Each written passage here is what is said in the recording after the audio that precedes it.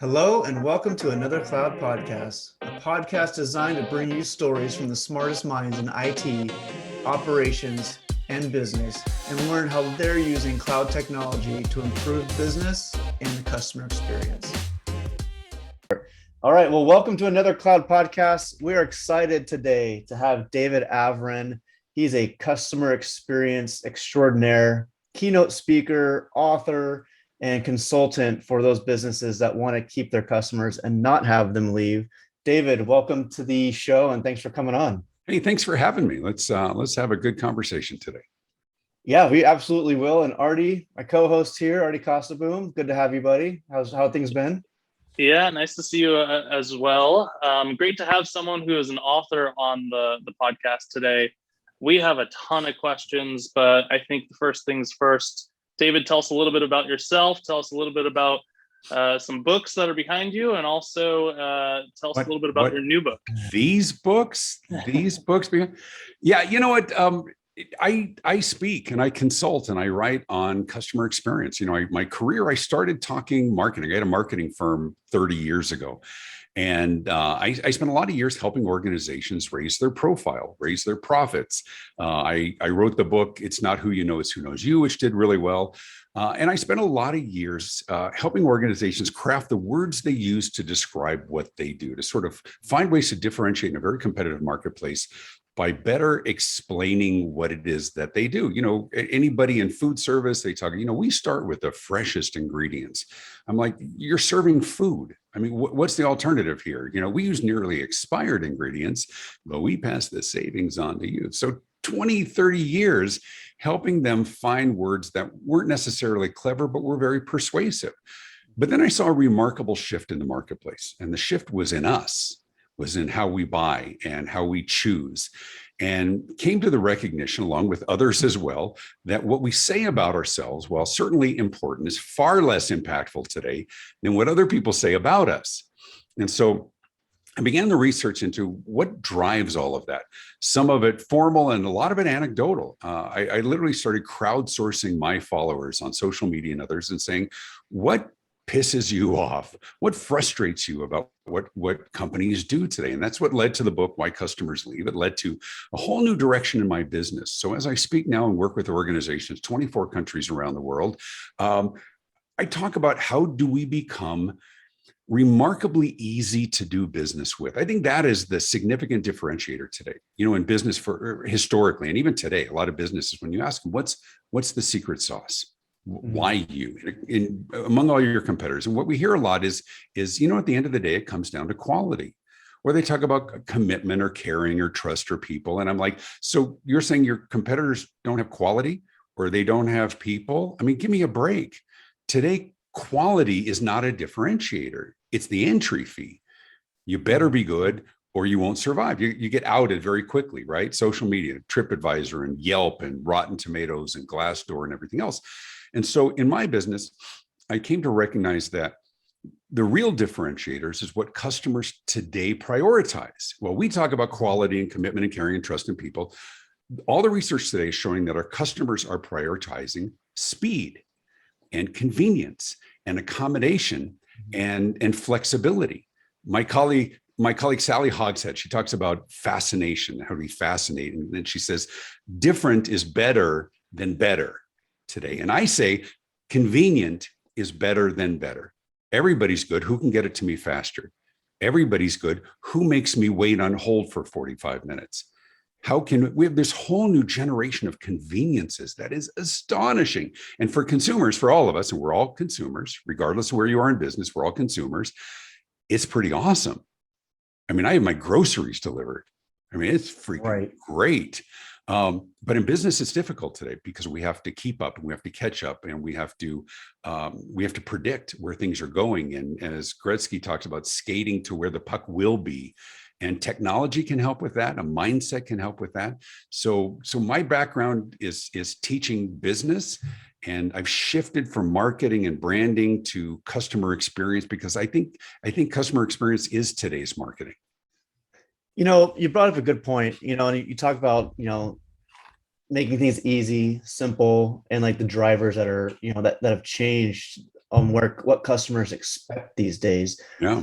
When did you see the shift happen? Like, I know we can look at Amazon; they're a huge player in making that shift on our buying Sure. and how we buy.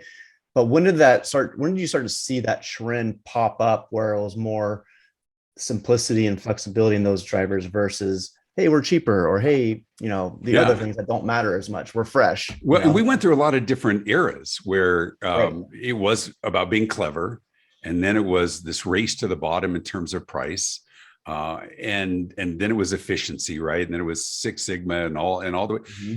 Today it is different. So I think the answer is I think it began probably with the iPhone 13 years ago. And I don't mean to be trite, and it's easy to say that or talk about FedEx, or I'm just saying that we all of a sudden we had a whole new realm of conveniences in the palm of our hand. And of course, others replicated it, and Google and Droid and all the others. But we went from BlackBerry to a phone that wasn't a phone anymore. I mean, in my days, we had a phone, and it was hard, and it was plastic, and it was tethered to the wall, and there was no pictures. And we had watches, and we had calendars with refrigerator magnets on our, on the refrigerator. And think about all those things that sort of took its place. And what came about as a result of all of that has been this increasing expectation, not even a reliance, an expectation on immediate access to anything that we want. When we were kids and we didn't know how to spell something, we would go, Mom, how do you spell ratatouille? Whatever Mom would say. Now we say, Alexa, how do you spell ratatouille? She'll tell you right there. Ratatouille is spelled R. Beautiful. All right, Alexa, cancel. Anyway, so it's become sort of this on-demand world, and it has grown. And in many ways, COVID has accelerated what has long been predicted about how we're going to do business. I mean, look at us right now. We're in 3 different parts of the country having this conversation simultaneously, real time, no lag. It's amazing. For my parents, this is magic. This is freaking magic. For the 3 of us, it's Thursday. And so all of these new conveniences and all of these new opportunities to get what we want when we want them, it's changed us, and it's changed people's expectations. So when I speak to audiences, when I work with clients, I always ask the question, anybody notice that your customers or clients are a little more impatient, a little more demanding? And of course, you get the look on the face like, yeah, welcome to my world. But it's all of us, because we're kind of spoiled in that way. We can get what we want when we want it. All I have to know is I go to either of your homes right now, walk past you, walk in the kitchen, and look at your microwave oven. And that will tell me everything I need to know. Because I guarantee you it's at 2 seconds or at 1 second, because you couldn't wait the last 4, you're done, right? Right. And don't blame the millennials. It's everybody. And so I think it creates opportunities. I think it creates opportunities for businesses to do what they do better and faster and smarter and more intuitively and more simplistically. And the ones who are struggling are the ones who are clinging to traditional business processes. And it's not that they're wrong. It's just they've been passed by. You look at sort of this wave of business closings and industries that are dying. And it's not because they did anything wrong, but they stopped doing things that were right or new or being in touch with how people really want to buy and communicate today. Yeah, they get stuck on those legacy systems or those legacy processes that because they always worked. Yeah. They worked for 30 years, right? Yeah. And the baby boomer generation grandfather that runs his manufacturing plant says this is the way we've always done it, and they don't change, right? But then some millennial comes along and says, I can do that better. And they get the money and they start their own business and they come in there and start chipping away slowly but surely. Well, and that's disruption, isn't it? Historically, we've always been in every industry. We have looked at incremental advancements, right? Everything. How do we tweak this? How do we do a little bit better? Do we have a new product or a new feature? And disruption is really redefining everything because it's asking a different question. It's not the question, how do we do this better than our competitors? The new question is that the way it should be done at all? Right. Is there a different way? Understanding what we know now, and with new technologies that enable new creativity and new processes, if we were going to start over and start and solve this problem today, would we do it in the same way? I mean, I guarantee if people looked at transportation and they were starting it over today, they wouldn't say, let's create an internal combustion engine and physical roadways and all of those things as well. And then we're seeing some great innovations in electric cars and others, but we're also seeing the self-driving cars and some of those really neat disruption. But we're also seeing industries that are asking different questions. Instead of widening the roads and continuing to widening and speeding up trains, or what if we took the cars that are already on the road and just shared them with each other? What if every car was a taxi? What if we create a clearinghouse where there's one central reservation and everybody could rent out their cars whenever they want, whenever they have an hour free, right? And then you get Uber and Lyft and I'm a new empty nester. And so, people rent out their rooms and it becomes a revenue generating source. Yep. It's really creative. Can you imagine today, guys, can you imagine graduating from medical school with $250,000 of debt as an orthodontist and turning on the TV and seeing a commercial for Smile Direct Club? I mean, you literally do not have to go to a dentist at all. It's not even Invisalign. You don't have to see a dental professional at all. They send it to your house. You do a little goopy thing, imprint with your teeth. They are petrified. I mean, if you ever thought there was an industry that couldn't be disrupted to that level, but we're also seeing wonderful conveniences. Most of my doctor visits now are over Zoom. Yeah. Or over my Teledoc app because I travel as a speaker. I'm not near my doctor, so I can do that. I can do it. It's pretty cool for consumers, but it's a tough road for businesses right now to anticipate and to work really hard to catch up and to keep up. And David, I love the title of your book, Why Customers Leave and How to Win Them Back. I want to bring that up a little bit, not specifically about the book, but about that phrase. Because if we can answer that as a business, or if the people who are viewing can answer that question, why do my customers leave? How do I win them back? That's the gold mine. That's the platinum mine. That's where we're gonna get all of our benefits. My question is, tell me a little bit about your viewpoint into consumers and consumer loyalty. Has it changed? Has it shifted? Are we less loyal than we used to be 10 years ago, 20 years ago? Is it harder to? Yeah, it's a great question. Here's the reality. It's not that customer loyalty is dead. It's not. It's much harder to earn and it's much harder to keep for one simple reason, because it's becoming increasingly easy to leave you. It answers the question of the book. Why do customers leave? They leave most often because they can. Unless you're tethered to a cell phone contract, and there's a reason why they tether you to the contract, is because they know that their service is crap, and they do what they can in terms of efficiency, but they know most people would leave in a heartbeat if they could, or switch, or that would happen. And it's just not their business model. Ultimately, it's going to have to change. But they leave because they can, because we know the amount of choices is staggering. I mean, we used to, even from a retail perspective, I grew up in an age where you marketed in the 3 to 5 mile radius around your physical location. That was your market.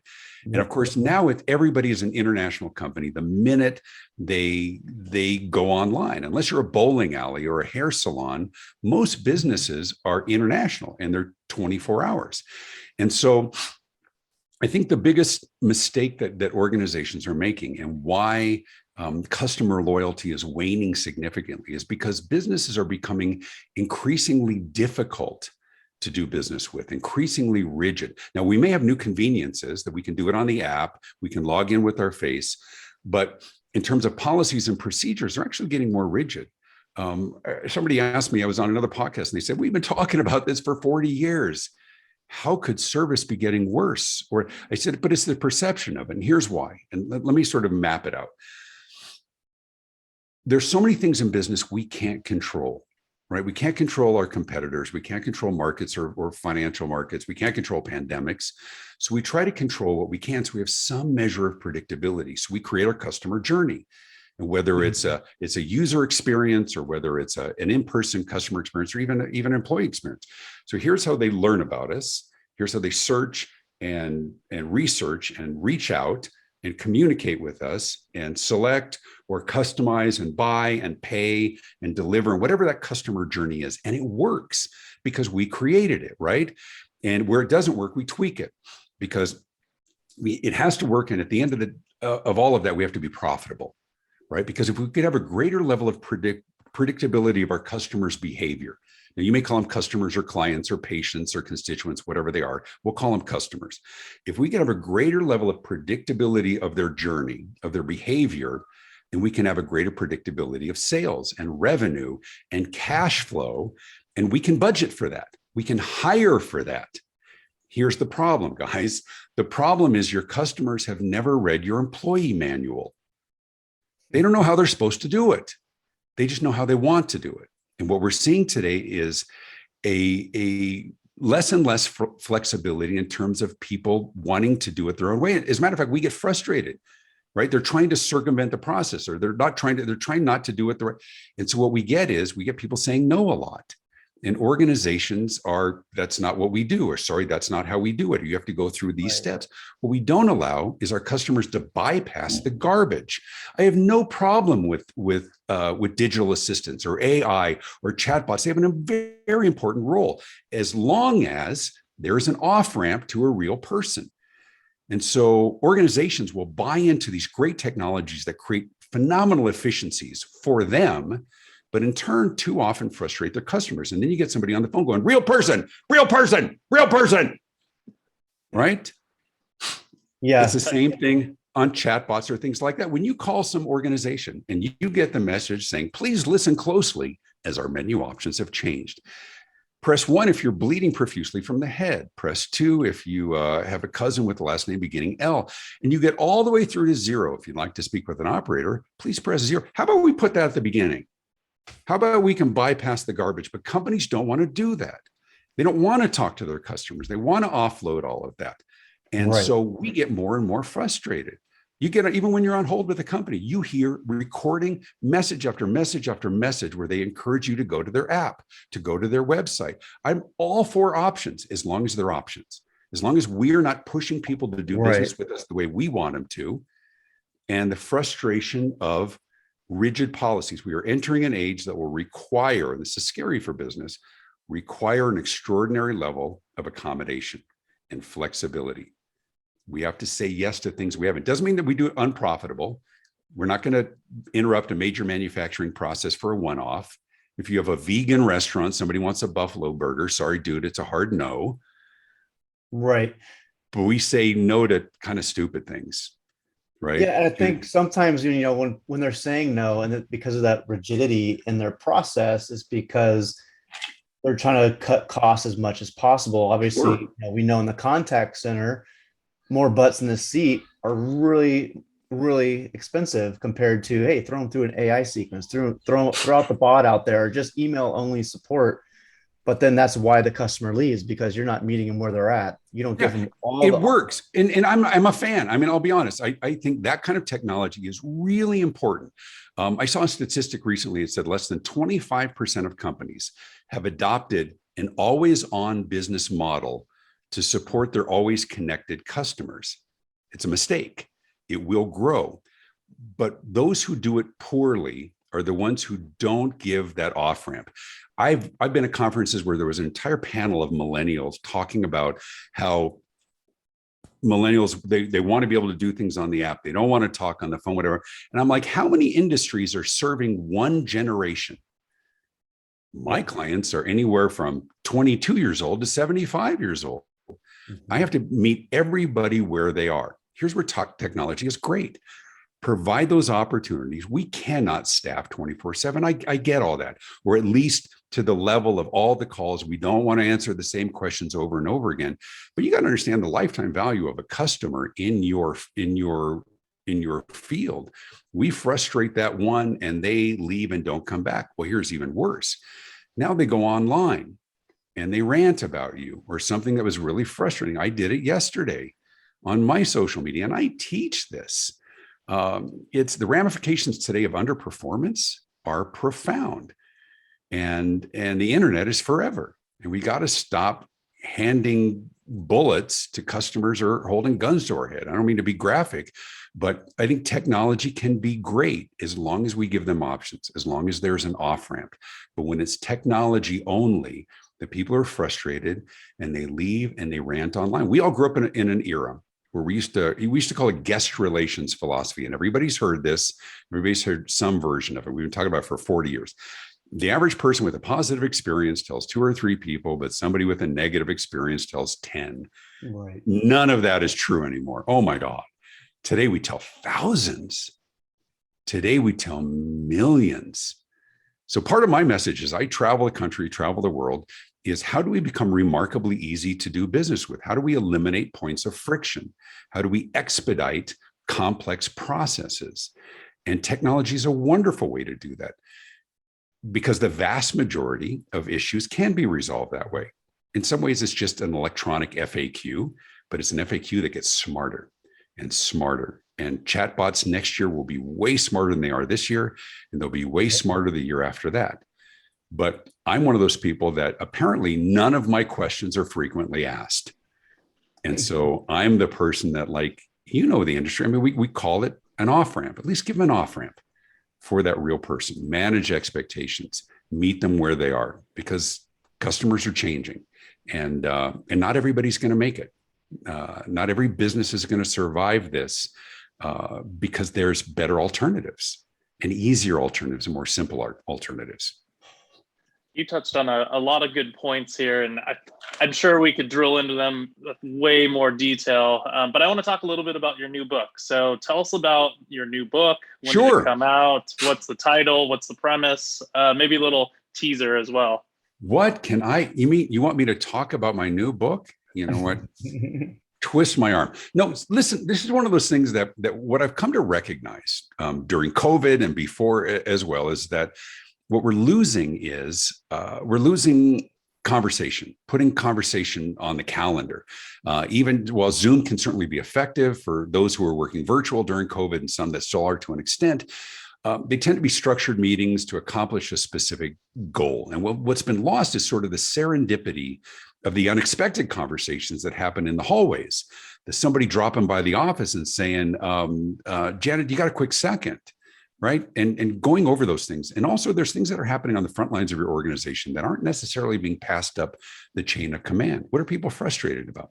What are they asking for that we have not historically provided? And so I created actually a video series called The Morning Huddle. And the whole idea is that it sparks a conversation with your team every week, that you get together just once a week for a short meeting just to talk about your customers. One subject every week. I act as sort of the catalyst for that, to spark some really good conversations. And that grew into a book. And so people talk about what do they do during COVID? Well, I wrote another book. And I think it's the most user-friendly of anything I've done. So the book is called The Morning Huddle. And the tagline is powerful customer experience conversations to wake you up and shake you up and win more business. So it's like 40 plus individual conversations to spark those ideas. I'm a big believer that the answers are in the room. I'm a big believer that if we crowdsource our own team, that you're going to get the best ideas and the best solutions and bring things to light. Think about the brilliant people you've already hired. How many great ideas are in their mind? How many observations or insights do they have that they haven't communicated because there hasn't been a venue for that? So it's all about being the catalyst for conversation. So it's available everywhere. It's called The Morning Huddle. And it is, we're getting people that literally, they're just like opening to any page, and it's something they haven't thought about. I mean, there's subjects that talk, it's not meant as a motivation. It's meant about let's having some of those hard conversations about what our customers love and what they don't, and why we do it, and what we think we're accomplishing, but what we're really accomplishing, and what we can control and what we can't. I love it. And I used to work at a company who had what's called a Fireside chat, and it happened at 4:45 every single day, right before everyone got in their car and drove home. And people used it for 2 reasons. One, we all communed around a kind of a fake like campfire area. And it was a place to just say, all right, work is going to end at 4:45. Let's all get together and let's just digest everything we did over the last 8 hours. And some people use that time to kind of just meditate and relax and decompress from work. And other people used it to, parlay into a happy hour.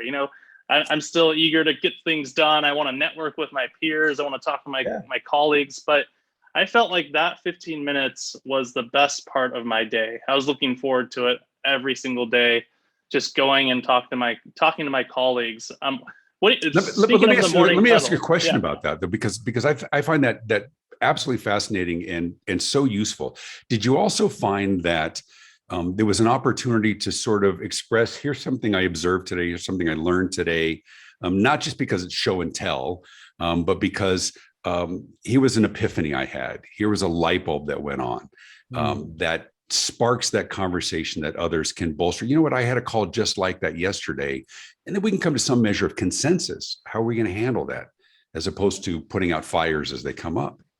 100%. Yeah. And sometimes it was just getting that monkey off my back, oh, I had that horrible call and I just have to tell someone and get it off my back and commiserate with someone else just for 10 minutes. But absolutely, that was that time to have some free counseling from our peers. I think creating and delivering a great customer experience, I don't think it's a podcast. I don't think it's a presentation. I think it's an ongoing conversation. This can be the catalyst to begin that. But what we've come to recognize in our business and with my team is that, I would go in and spend a day with a client, or I do a keynote for a big international conference, and people will come up afterwards, and everybody's very kind, of course, but they're like, what's next? I want to make sure we don't lose the momentum. How do we keep this conversation going? And that was actually the catalyst for the book and for the video series. I'll give a quick plug. If somebody wants to look it up, take a look. I think it might be a good fit for your organization, ridiculously inexpensive. But if you look at the website, morninghuddlemembership.com, it'll give you a good idea. But because I really come to the recognition, and we're in 4 languages now, it's crazy, that organizations appreciate keeping this top of mind with their team, with their staff. It's so easy to get back to work, put our head down. I mean, how much do you remember from the last keynote speaker you heard at a conference? Chances are not much. But when you keep that conversation going, it can be transformative for organizations. And right now we're in a time where transformation is happening everywhere. And there's really, really great companies run by some terrific, wonderful, brilliant people that are failing right now because their customers' needs and wants and expectations and demands are changing. And that's customer experience. That's what's different from customer service. I think we know how to treat people, but do we really understand how people expect to do business with us? And how can we expedite it? And how can we simplify it so that they come back and they tell others? I mean, it's pretty basic in that sense, but it's certainly not simple. Yeah, I like what you just said really quick, Artie, about just, the expectations, right? Figuring out what your client's expectations are.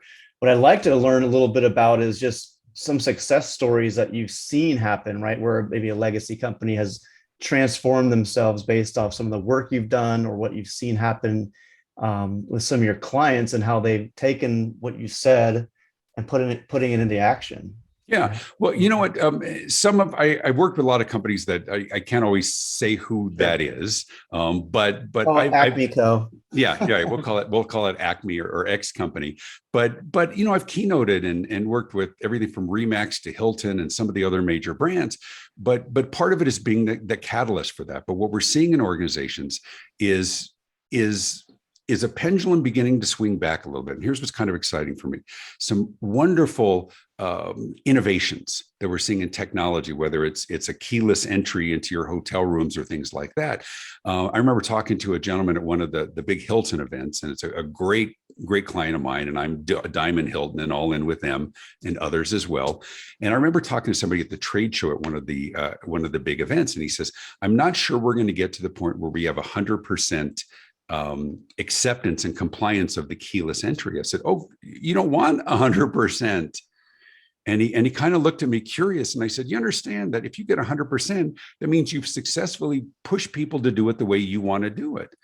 Some people want to take that plastic card out of their back pocket and insert it in their door or tap it on their door, or whatever else. The answer today is omni-channel. And some of the best organizations are recognizing that we're going to meet our customers wherever they are, wherever they want to meet. And so we're seeing some really great examples with companies like Remax and others as well that are, and I don't claim credit for any of this, but I love speaking for them and working with them. But now they've got companies that will help you do big data and seeing what's happening in the region around, the things that you can do yourself, the things that you can do that's assisted. How do you get more information than others to help your realtors and your people make decisions? But recognizing that if somebody wants to deal with you on the app, they can do it with the app. If they want to talk to a real person, they can talk to a real person. The challenges we're seeing is industries that have a belief system that has been shaken to the core. And I'll give you the one. Banking is probably one of the biggest ones. As I've spoken to over 500 CEO roundtable groups over the years, I would always go around the room and say, "What's your competitive advantage?" And if there was a banker, and invariably there's a banker in the room, and they would all say the same thing 100%. They said, "Our competitive advantage is this. It's the connection. We know our customers by name." And I'd say, okay, so what happens when 95% of our transactions are now on our cell phone? I used to stand in line. I'm almost 58 years old. And I know what you're thinking. He cannot be. I know. What, right? I used to stand in line at the bank with my dad. We'd fill out a deposit slip. And we go, now I keynote for a conference. I get in the back of the Uber. I sign the back of the check. I take a picture of its deposit. My daughter's off at college. She needs money. She just texts me. And by the way, her ringtone is a cash register sound for obvious reasons. And then, I just transfer the money. Not one of those transactions involves somebody asking me, "So what are your plans for the weekend?" Right? They are scrambling to really understand what their competitive advantage is, because they always believed it was the physical contact, the recognition, the knowing them by name. And how often do we go into a bank branch anymore? It doesn't mean that they're not valuable. It's incredibly convenient for me. It's a wonderful experience. Of course, we hate it when we put in our username and password and we get one letter wrong, and we have to put in our username again and our right hashtag first world problems. But a problem in the mind of your customer is a problem. So we're seeing biometrics, we're seeing all of these other things, but it's also forcing organizations to back up a little bit and challenge their own assumptions of what they thought their competitive advantage was, and make sure it's still relevant in a new era. Yeah, I want to drill into that a little bit. Online shopping, and I have an example. So I had to buy a new laptop. I had to buy a new laptop yesterday. So I was in Best Buy. And I was looking and I was browsing. I was in store, and Best Buy pretty much has my business. I'm physically in store. I pull up my phone, do some comparison, and I finally buy, while I'm still in Best Buy, a computer from Costco. So tell me a little bit about that in-store, online, like how is that going to evolve in the future? Like, do we just go to stores to look at things and then purchase online while we're there? Like, how is that? It's the big challenge with Best Buy and others is that people treat them as a showroom. I did the same thing. I bought a camera. I found exactly what I wanted, but I'm not going to buy a $2,000 camera without seeing it, touching it. And I found it online for $240 cheaper. And I hit buy as I walked out of the store. Do I feel bad about it? I think once again, I think the way they're going to compete is that they're going to have to adapt and adopt all of the strategies and conveniences of the online retailers, but then also provide something that they cannot. During COVID, I did a presentation for the Middle Eastern Retail Association, which is shopping center retail, which is all the malls in Dubai and Riyadh and Abu Dhabi and all those as well. And it was interesting because even before COVID, they were struggling. People were going to Alibaba, they were going to Amazon and others as well. And people are going to the mall less. Well, now they're closed. Now we've really gotten used to the conveniences of buying online. So they were like, not only how do we attract people back to the shopping center when the COVID restrictions are in, but how do we survive in an even more challenging world? Because people have learned to do it otherwise and they like doing it otherwise. And so part of the strategies they're recognizing is that they have to be able to start doing things that online does. So you're going to see this. We're going to see this across America as well.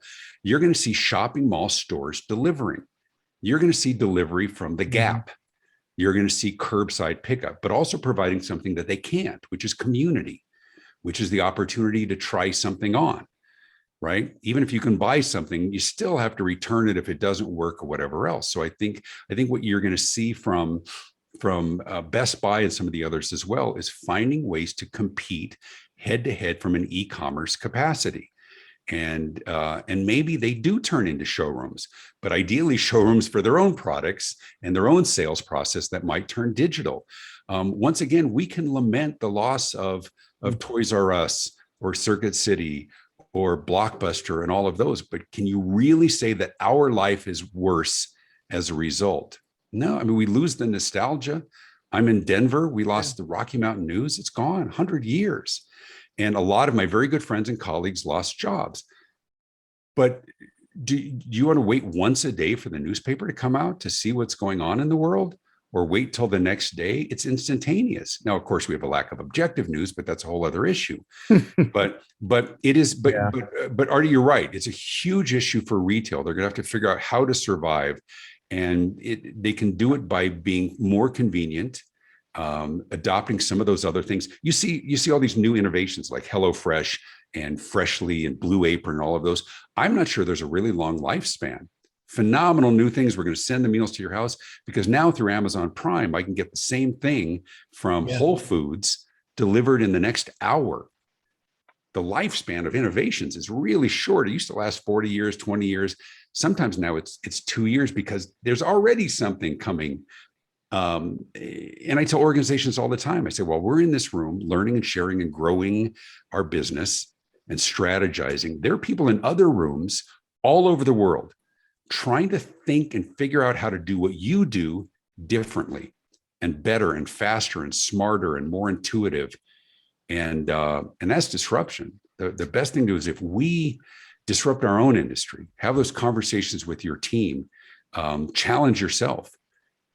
Pretend to compete against yourself. Create teams. Part of what I do when I consult and I work with organizations is we do exercises and games. Let's compete against ourselves. How would you beat you if you were going to start over? If you were going to start a brand new company, you're not bound by legacy systems or processes or technology or leases or even people. How would you beat you? And then do that to future-proof your business. And retail's going to have to figure that out. And they are. And they're working really hard on it.